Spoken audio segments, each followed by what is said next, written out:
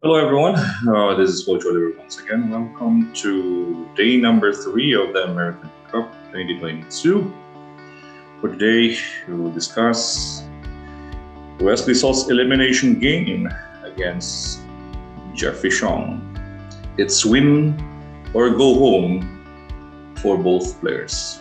And in the end, it was Wesley who was victorious.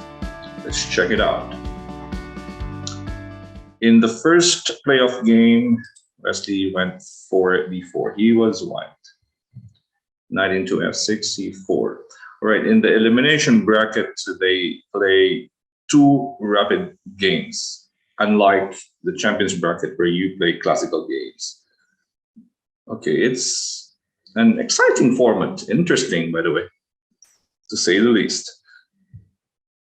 g6, g3, c6, bishop g2, d5, takes, bishop g7. So black plays the king's Indian defense. The kid, with also some resemblance to the Greenfield. Knight f3, castles, knight e5, an early centralized knight on e5 before casting. Okay, the main point for Wesley is that if black plays knight c6, then he would go for knight takes, castles, and knight a4. This one is a backward pawn. You would go for b3, put the bishop on f4, and rook c1, keeping an eye on that c6 pawn. And if the opponent, for example, plays knight b7, then you have queen to b3, pressure on the d5 pawn. e6 castles, for example, let's say takes, knight goes to d7, and then f4. You can go knight c5 here, queen a3, right? If let's say b6, b4, knight goes back to d7, and then e4. With that pawn on e5, plus this bishop on g2 to the rook, okay, this is a winning position for white. Okay. Knight e5 was nice, of course.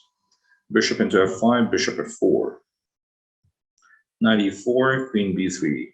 Wesley doesn't want to waste time, so he's attacking b7 and also d5 at the same time. Knight c6, a bit optimistic here. Black could have just played takes on c3 here, take c3, and then knight c6.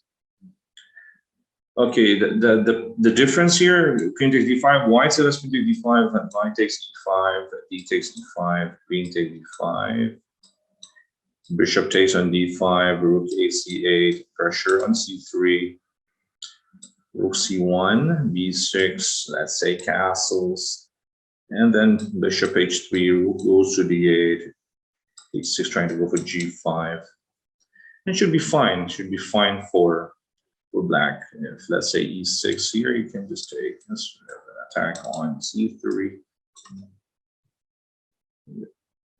Typical of the Greenfield, yeah. He went for knight c6. Wesley captures d5. Knight takes d4. Black tried to be active. Okay, it's a rapid game, so he went for a complicated variation, but Wesley was ready. Wesley has a very good tactical eye here. Bishop takes e4, takes. Knight c2 doesn't matter. King b2, the problem is this knight cannot really go back to the c2 square because Wesley always has this e4. Knight d3, blocking the bishop. Black played e5, takes, knight takes, knight into c2, g4, right, attacking the defender of the knight. Knight b4, no problem, takes, knight e5, takes. After the pin, we have the reinforcement, the defender pawn defends the d5 knight. Takes on f5, king moves out of the pin. f6, an intermediate check here by Wesley. It was also possible to play knight e7 here, king h8, and probably knight f3. Although Rook G1 is much simpler. Yeah. King H8 and knight into D3. Takes on E4, knight 3 F4. You're right. Wesley is not just a good chess player, but he's also a good dancer. Yeah, waltzing with his knights. Two knights tango. The knight is also threatening knight E6. In endgames, the most annoying piece is the knight. Yes, you have to avoid this double attack, these forks. Yeah. Rook into G8. Yes, he was ready. Yes. He will show you his amazing technique with the knights. Takes, knight takes F6. Wesley can dance with the stars now. Look at how he uses his knights. Knight takes E4, rook B1, keeping the pawn. Yes, knight to B2. No problem. F4, the pass pawn, plus the help of the two knights. Pass pawn must be pushed. Rook H3 check, King D4, shield as well, two shields. Push. H5, all right, slow. Knight E5, attacking the rook, threatening F7. Rook F1, F7. How do you stop the pawn? That is a big question. Big question. Here he played H4, but if you go for King G7 here, there's still Knight G5 threatening Knight E6. Still the same. Yeah. H4, Knight G5. The amazing knights. Rook into F5. All right, just King E4. You cannot capture. Okay, you capture G5, white promotes. Even you capture E5, this king takes. Yes, the knight still protects F7. The king can go to the pawn on H4. Okay, let's say for example, takes. You go King G7, and then I can go even King E6 right here. Now protects F7. The knight also can on H3. So rook F1, knight into E6. Here, Jeffery resigned. This was the first game, an important game, critical game.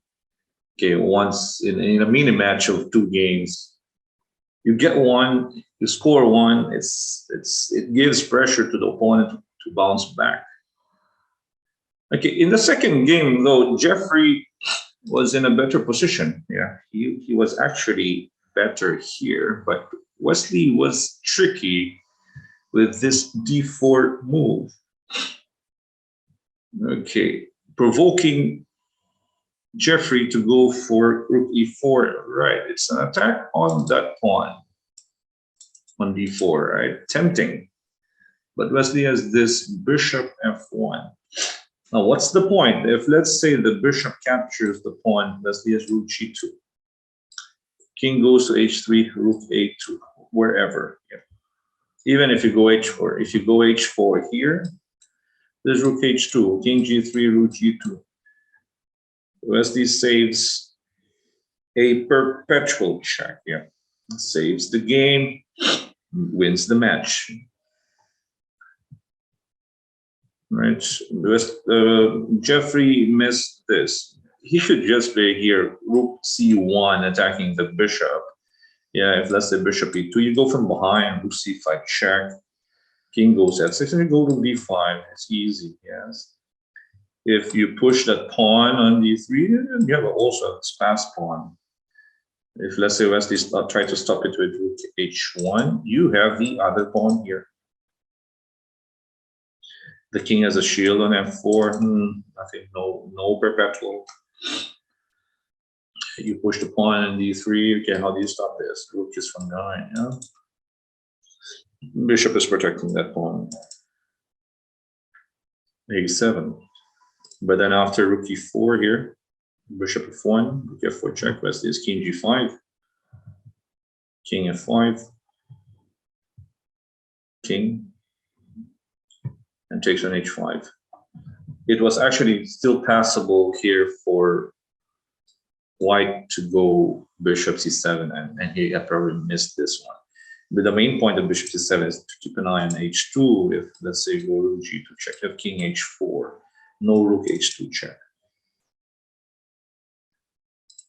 And here after bishop to c7, for example, rook c2, just stay there. Rook b2, get bishop b6. Yes.